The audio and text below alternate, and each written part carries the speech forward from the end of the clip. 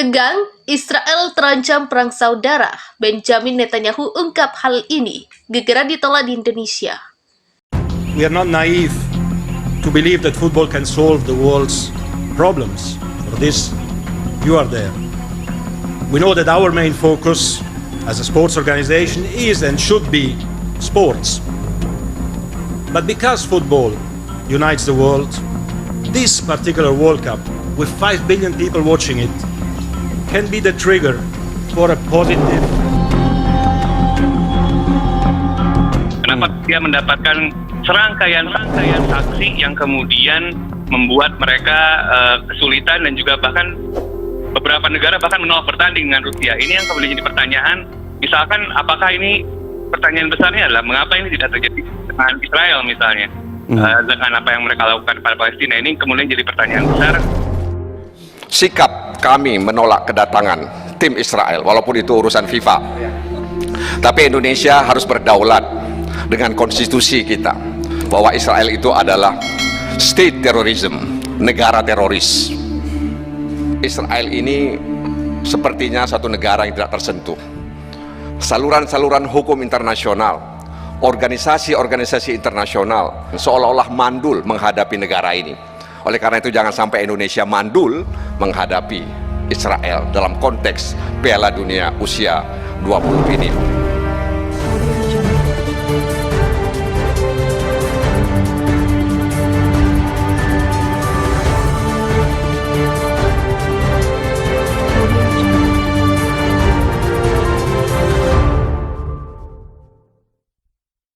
Negara Israel terancam perang saudara. Hal ini diakui oleh Perdana Menteri Israel Benjamin Netanyahu.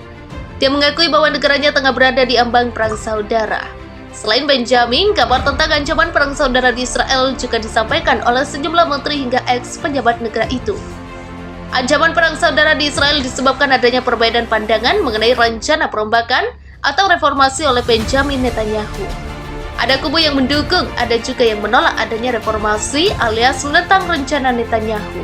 Dalam pemberitaan The Times of Israel, mantan Kepala Angkatan Udara Israel, Eitan Ben Eliyahu, mengatakan bahwa Netanyahu seakan-akan menyatakan perang saudara melalui rencana reformasi sistem peradilannya. Tidak hanya Eitan, rencana reformasi Netanyahu juga ditentang oleh Menteri Ekonomi Israel, Nir Barkat.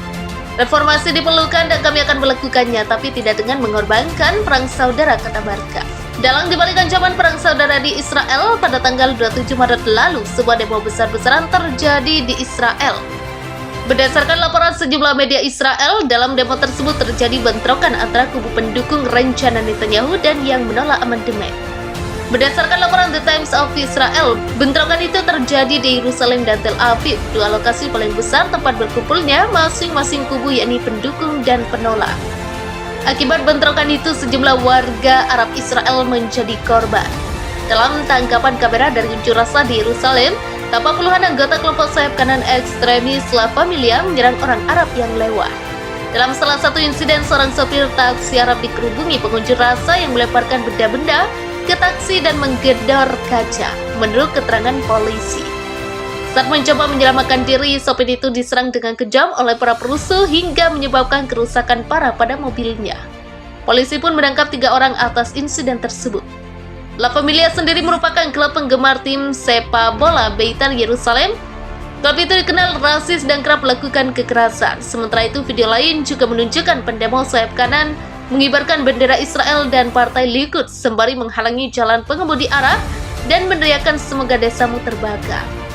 Menurut Netanyahu, di Israel ada kelompok minoritas ekstremis yang siap memecah belah Israel. Bahkan kelompok tersebut, kata Netanyahu, bisa memicu terjadinya perang saudara di Israel. Mereka kerap menggunakan kekerasan dan provokasi, serta mengancam akan merugikan pejabat terpilih di Israel. Karenanya Netanyahu meminta polisi dan tentara menghentikan kejadian tersebut. Saya tidak mau memecah bangsa menjadi 2.